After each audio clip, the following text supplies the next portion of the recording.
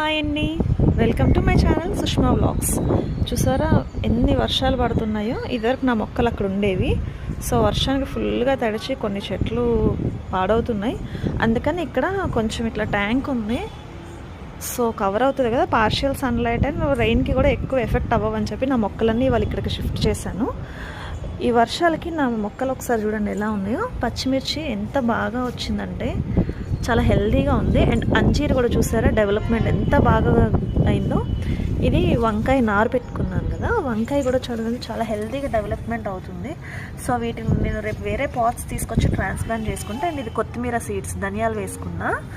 అలాగే గోంగూర, ఇది mulberry fruits చూసారా, ఫ్లవర్స్ నుంచి కొంచెం పెద్దగా అయినాయి.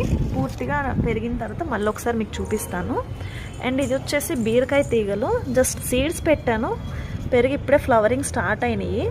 సో వీటిని నేను వేరే వాటిలోకి ట్రాన్స్ప్లాంట్ చేస్తాను, వేరే పాట్స్ తీసుకొచ్చి.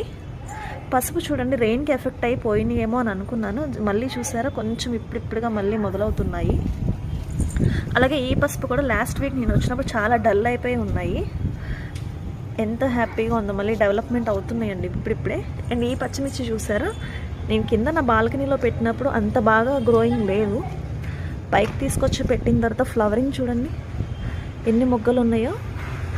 ఇవన్నీ పచ్చిమిర్చి అవ్వాలని మనస్ఫూర్తిగా కోరుకుంటున్నాను.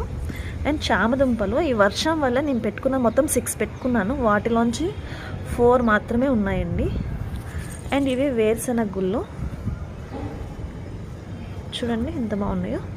అండ్ ఇది మాత్రం అల్లం కంప్లీట్ డ్యామేజ్ అయిపోయింది వర్షం నీళ్ళ వల్ల. చూడండి మొత్తం తడిగా ఎట్లా అయిపోయిందో, మొత్తం కుళ్ళిపోయినట్లుగా ఇట్లా అయిపోయినాయి. మరి ఏం పర్వాలేదు, మళ్ళీ మనం కష్టపడి పెట్టుకుందాము.